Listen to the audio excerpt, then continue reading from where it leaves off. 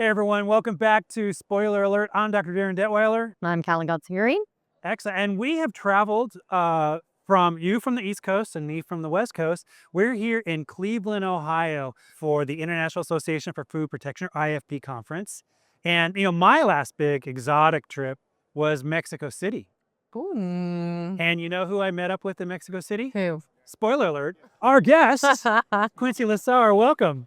Thank you, Darin. Thank you. Good to see you again. Good to see you again, too. You're feeling well? Feeling much better than I did in Mexico City, that's for sure. It was quite the adventure, the highs and lows of Mexico City during that Indeed. week, right? Indeed. For those who have no idea who you are, tell us a little bit about who you are and about who you're working with these Yeah, days. absolutely. So, talking about exotic, right? So, I was born in the Netherlands, raised in Rio, Brazil, educated here in the US, lived in London for 13 years, and for the last 12 years, I've been living in Colombia.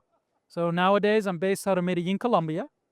I'm very lucky in that I get to run an organization that is global in nature. My board members are all over the world as well, so they don't particularly care where I live, other than I need to be on a plane and come to these exciting places like Cleveland, Ohio. Well, before we talk about your organization, and by the way, I'm feeling very inadequate in terms of my global experience here. How did you get into food safety? What's your background? So my background actually is in business, and I started working out of college here in the US for a management consulting firm, and they moved me to London about a year later. And in 2004, I got headhunted by the British Standards Institution. And what was quite excited about that was that over time, I ended up doing a lot of standards in the sustainability space and food safety. And at one point, we were asked by some leading manufacturers around the world to develop an add-on to ISO 22000, which was named PAS 220, which then was ultimately used to help and allow FSSC to benchmark their program to the GFSI requirements. And as I started developing that standard, which was for manufacturers, we did another one for retail, then we did another one for animal food and feed, and then we did one for packaging. And I kind of got sucked into this entire food space over time.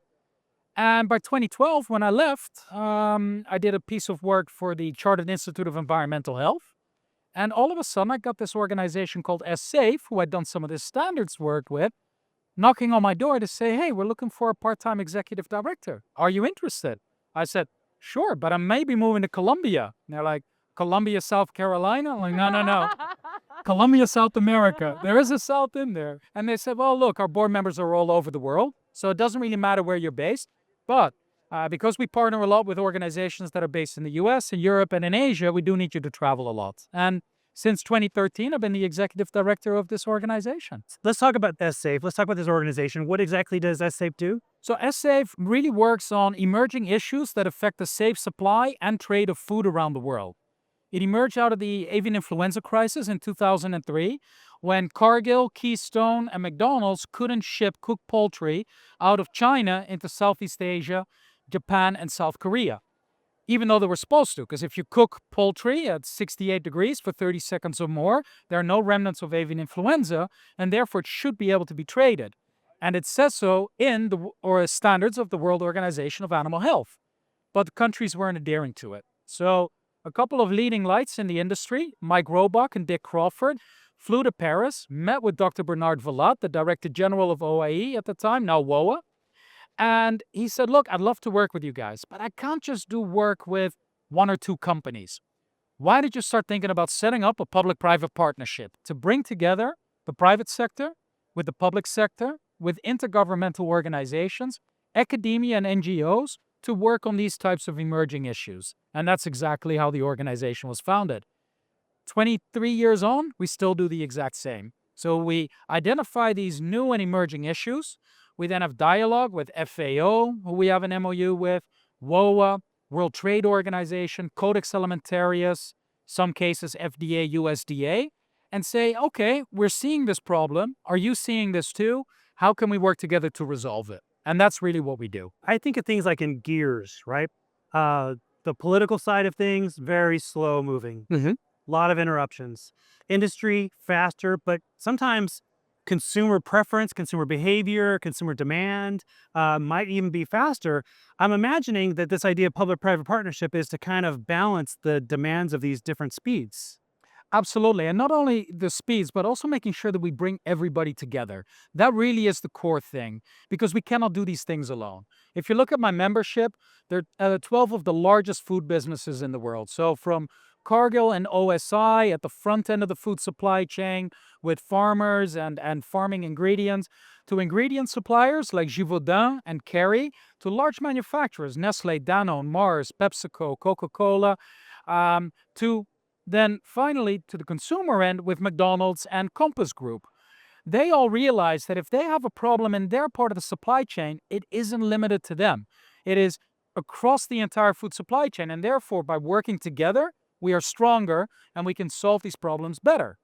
That is within the private sector. However, it goes beyond that because we're dealing with regulatory systems. We're dealing with regulatory standards. And in that global space, therefore, it is so important to work with the intergovernmental organizations, particularly the three sisters, WOA, FAO, WHO, from a trade perspective, because we move everything across borders. You've got the World Trade Organization, but then you also have the NGOs and the academia, who have a lot of knowledge and experience that they can bring to the table. And what we then try to do is bring all that together and make it into something rational that we can give away for free for the benefit of all. I don't need to literally call it a spoiler alert, but you have mentioned so many companies and so many steps between the farm to the table. I would imagine that most consumers have no idea that some of these companies work in tandem or in partnership or, as clients and distributors, things like that. They just kind of see the end result, the end packaging or the end retail, the end restaurant. But that lack of awareness of all those things in between the source and the table, if you will, that must create a lot of opportunities where that assumption leads to the general population question, why do we need this kind of a partnership? What do you say in terms of that? Why do we need these kind of partnerships? It's all about complexity, right? If you have a problem with undercooked chicken that has salmonella in it at a restaurant, because the salmonella came from a farm where there was salmonella present, consumers can get sick. Or even worse, consumers can die. So what are we trying to do? We're trying to work together to make sure that that does not happen. But that is complex to do. So take, for example, our new regulation, FSMA 204. Yeah, that is our new traceability rule that the FDA is rolling out. It's slightly delayed because the industry could not get ready in time to meet the actual requirement, but it is by no means stopped. The great thing about this kind of work is we are now going to be even closer to understanding where our actual products and ingredients come from. And therefore, as a consumer, and hopefully with new and emerging technology, we'll be able to say, okay, here's a QR code. I'm going to read that QR code and I can see, okay, so my coffee bean came from Colombia. It was then roasted in Italy. It was then shipped over to the US and sold in a Kroger's or in a Costco, and that's how it got to my table. That is fantastic. It also allows us then to make sure that if there is a food safety incident, we can recall it a lot more quickly. And we can identify the source of where the problem actually is. Go back and fix it at the source. And then thirdly, and this is going to be more long-term, but it's already happening, particularly in Europe, sustainability requirements. Well, I want to make sure that it's done on a farm that takes good care of its people, where water usage is minimized, where packaging is recycled. So again, all of these kind of elements are all coming into play because consumers would like to know those things. Or at least they say they do. Sometimes they say they do, but they don't. But we'll see where that one goes. It's the thing to do, Absolutely. Sustainability is a bit of a buzzword now. And I agree. I think that in Europe, in terms of sustainability, Europe is definitely ahead of the US. And even the masters that I did in Dublin used to be called food safety management, and it's now called food safety and sustainability management. So even that slight change to the course title, I think literally reflects that overall. So I think that people, as you say, they think they want something because it's a bit of a buzzword and it's what's going on. But understanding exactly what goes into that and the levels of it and changes that they could maybe make in their daily life that would help impact it, that kind of comes secondary. Of course. And where we then end up working is closely with FAO, the 17 Sustainable Development Goals, right? No hunger, life on land, life in this water, yeah. life everywhere. And these are difficult, complex, and very big problems that we're trying to address. but they're not insurmountable. Only thing is, it becomes insurmountable if you look at it from your own organization and in its own silo. Yeah. But the moment that we start working together, that's when we can really start making significant progress. And that's why I'm so proud of running SSAFE. It's like we are getting together. Everything that we do, we give away for free. And we're doing great good for the overall advancement and improvement of things of life on Earth. One thing is crazy. You were talking about change in that course, but if you look at change in our systems, we've talked about Iceland, we talked about Mexico, we talked about so many different geographical locations. There are times where you may be getting a salad in Iceland and you may be getting a salad in Mexico City, and there's ingredients that are, in both cases, they're coming from the same place, but we know for a fact that there are situations where over the last several years, the farmers couldn't tell you where the product ended up, and the retailers couldn't tell you where it came from. You literally could be getting the same ingredients from the same location and not realize if there's an outbreak or even a recall tied to that. If we're not able to trace that back, then whether you're in one place or another, you're still dealing with the same constraints in terms of that lack of that bigger connectedness. No, absolutely. And that's why we're participating in the PFT. It's a consortium that has been set up by the Atchison Group and Levitt Partners, specifically to try to address the challenges that we have to start tracing back more effectively and meet the requirements of FSMA 204. But it's fundamental. The quicker that we can respond to these particular outbreaks and find out where it actually came from, the more consumers that we can protect or even lives that we can save. Do you think that with more diversity of where we're getting our foods from, that we have to be able to match different ways in which data is being collected, or should there be more kind of uniform, you need to be collecting this kind of data because if you want to cross international borders, you need to have this basic baseline universal type information? Great question. So from our organization, we're all about standards and harmonization. So I would say the more commonality we get amongst it, the easier it's going to be to get things done on a cross-border basis. So one of the reasons why my members, even though FSMA 204 is a US-specific piece of regulation, are asking me to participate in it because they're like, hey, Quincy, keep an eye on this because Codex have a guide 60 on traceability. ISO have a standard on traceability.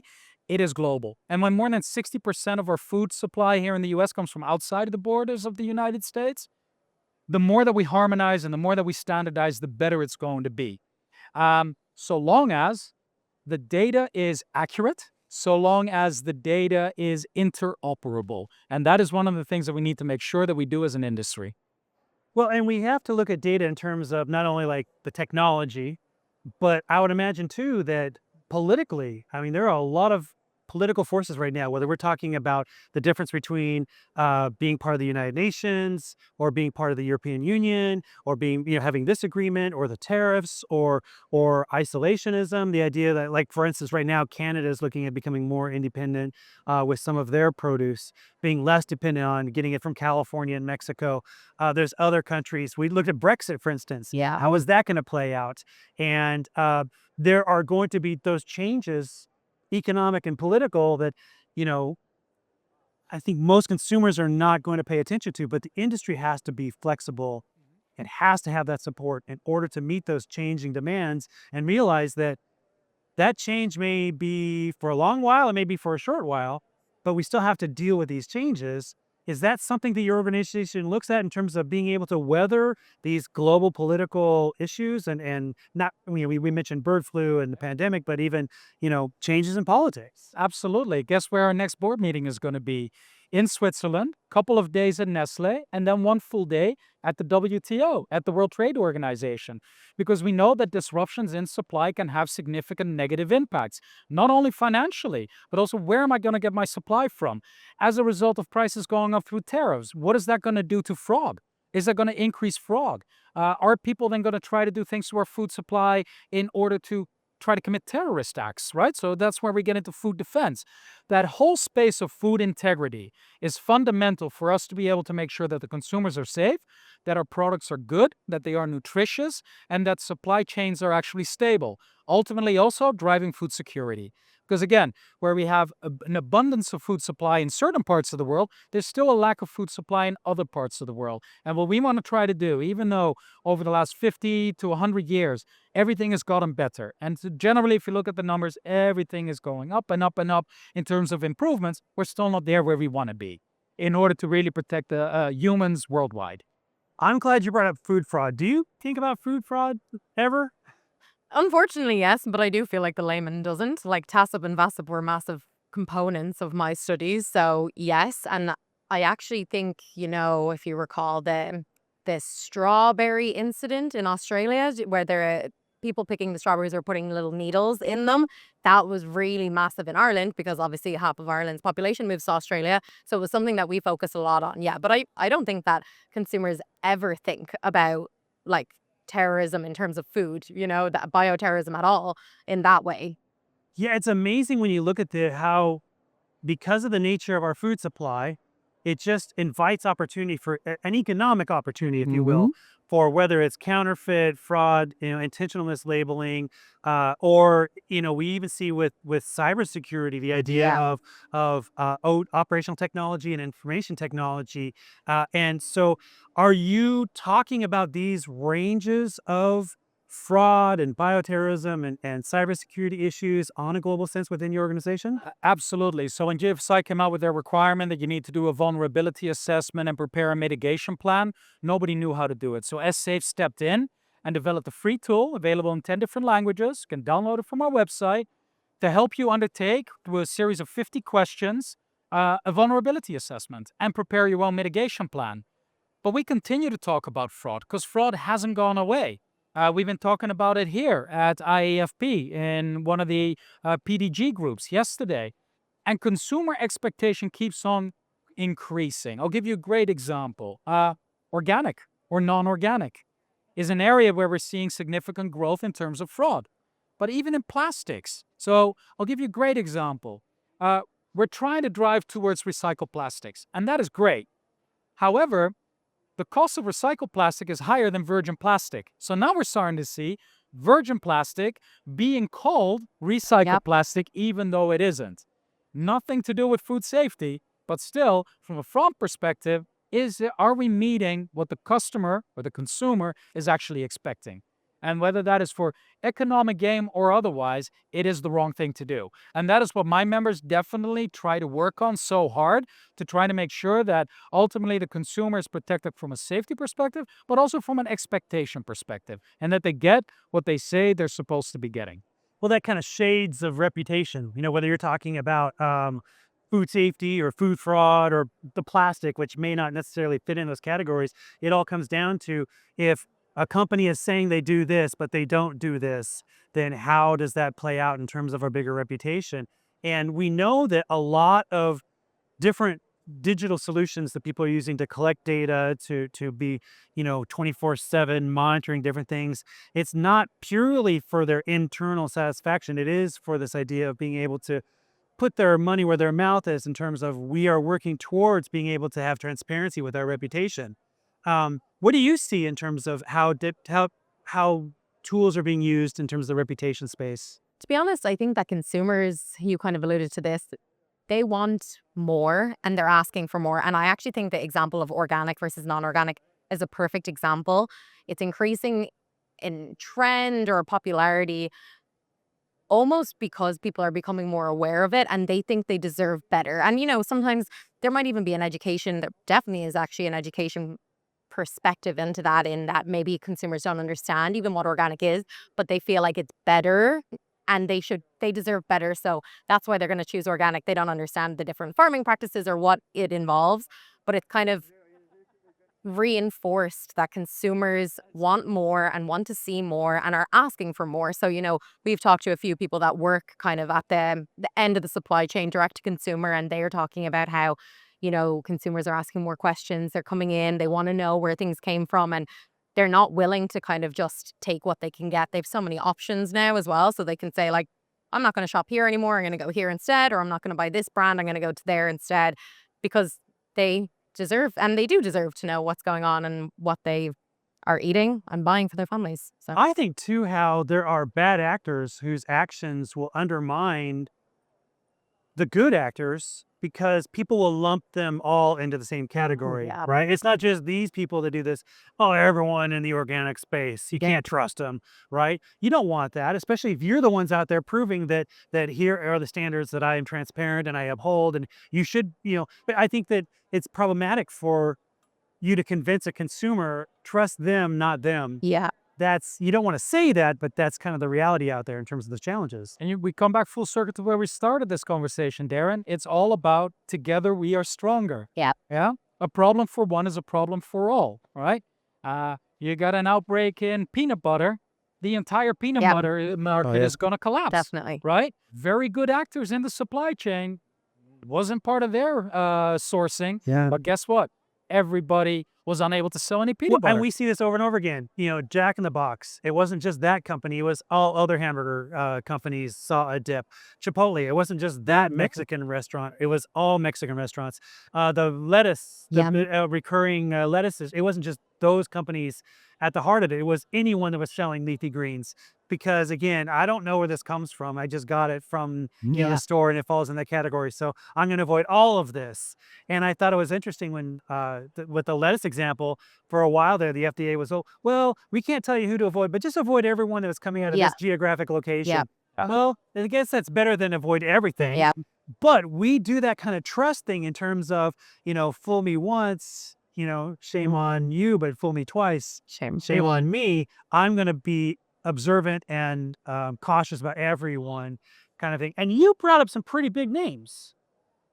Names that, you think that, oh, I'm sure they don't see a lot of outbreaks and recalls. Everyone. And Every even if they retailer. don't, they're impacted, as you said. Exactly. Like- Exactly. If they're not behind it here, they're impacted there.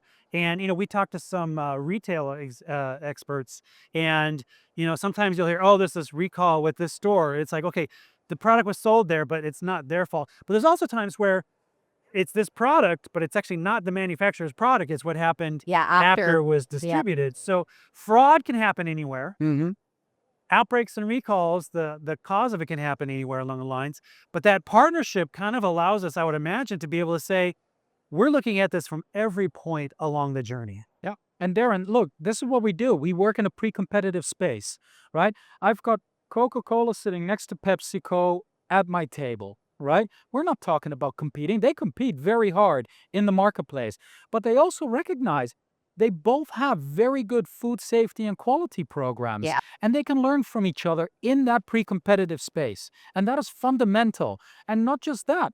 Some of the work that Cargill is doing, McDonald's can learn from. Yeah. They're at opposite ends of the food supply chain, and yet by working together, they're so much stronger. And we learn from each other in this pre-competitive space to make sure that we protect the consumer ultimately. And guess what? All of us are consumers, right? You are, both of us are. All of us Well, are. and all of us, we all flew in here for this conference, and, I spend a lot of time at airports, and spoiler alert, I do not eat at every possible restaurant there is at an airport. It just seems like a playground where there could be a lot of risks and a lot of factors there. But one of the things I do know is that a lot of those food court type restaurants, they could learn a lesson from McDonald's, because McDonald's is squared away in terms of their uniformity. And when you look at some of these restaurants, they're like, oh, we sell pizza, and now we're going to do breakfast all of a sudden. Yeah. And they don't have the a demand is playbook. there. Yeah, they see demand before they see we need to have our SOPs, and we need to have tested this, we need to have tried this. Never served an undercooked egg in their life, and then they add it to the menu. You can have your eggs any way that you want. Exactly. But you also have a scenario where, these people are going to be in and out of there, and they're not going to get sick there at the airport in whatever city or state they're in. They're going to go back home. And so now public health becomes something that you've got a lot of moving parts. So I would imagine that SSAFE in partnership has to take in consideration that these different companies, these multinational companies, are also dealing with the fact that public health in Europe is different than public health in North America, is different than public health in New York or Cleveland, Ohio, or Los Angeles, California, that there are these other sources of data and other sources of pressure points or pain points that have to be considered in the bigger picture. Absolutely, and that's why it's so important to have an organization like Codex Alimentarius. They bring the regulators from around the world together to try to advance that food safety worldwide. And certain countries don't have the same resources that the US or Europe or Australia have, or Japan for that matter. And yet also, on top of that, certain countries want to do things in a different way. Their risk appetite is different. HACCP, very important. Hazard analysis is great, but a hazard is not necessarily a risk, right? And now we're looking at, okay, should we go more to risk-based systems? And then what is your question at a national level, or even a regional level, or even a city level? What is my risk appetite? Do I want to set my MRL at 1 particle per billion, or do I want to set it at 10 particles per billion? Also then taking into account food security. Because if you suddenly set it way too low, all of a sudden there's going to be non-compliance across the sector as a whole. We get a lot of food loss, a lot of food waste, and there's going to be people that are not going to have enough food to eat. Yeah. So we're currently working on a paper together with FAO and a former member of the Codex executive, specifically to write a paper to really stimulate some thinking at the global regulatory level to say, hey, what is our risk appetite and where should we go as we're trying to make sure that we feed the entire world, i.e. go to zero hunger under the SDG, make sure there's food security, make sure that the food is safe, but there are degrees of safety. It's not black or white. Like everything in life, the world is gray. So that's what we're trying to address as well right now. Well, on that note, before we wrap up here, I want to look at the idea of, you talk about this meeting coming up next year. No, in a couple of weeks. It's a couple weeks. Couple of months, sorry. A spoiler alert for those people who would not necessarily be attending or looking at your agenda. What would be a pressing issue that most people would not predict would be on that list? I think there's a number of different topics we've got on the go right now. One is recycled water, and that is not purely recycled water of water that has been used on a farm or in a facility recycled, but also water coming out of the sky. So rain, and how we're using and recycling some of that water and its potential impact on certain crops. I think that's one. Another one is micro and nanoplastics. There's a lot of conversation about that. Some of it comes out of packaging. So we're having one discussion around recycled food contact materials, where we're in discussion with Codex to maybe do some work around that. But the other one as well is, what is the impact of micro and nanoplastics on human health? We're still lacking an awful lot of science in that particular space. We need to get it. But is it having an impact on human health? If so, how bad is it? And if so, what can we do about it? Do we get rid of all plastics? Perhaps. But then what do we use instead? Okay, we're going to go back to glass. Much heavier. So now your carbon footprint is going up. And that's where, particularly when we're dealing with sustainability in the food sector, it is such a difficult topic. So those are some of the things that we are thinking about right now and really trying to get ahead of the problem before we start getting significant health issues amongst the human and animal population. Well, Quincy Lissaur, SSAFE, good luck in a few months in Switzerland. And I'd love to hear back. It's always great to run into you. We keep running into each other in different parts. This is like the closest to home I think we've run into each other in a while. But these issues are so global. These issues are requiring not only a global place to talk about them, but the global community to really focus on what are the challenges, what is the information telling us, and what are the solutions we can look at. And I really appreciate you sharing some of that with us today. Oh, thanks for inviting me. I mean, we're always open. We're a nonprofit, so it's all about sharing, and I really appreciate the opportunity to talk to you guys this afternoon. Thanks. For Spoiler Alert, I'm Dr. Darin Detwiler. And I'm Callin Godson-Green. Join us next time.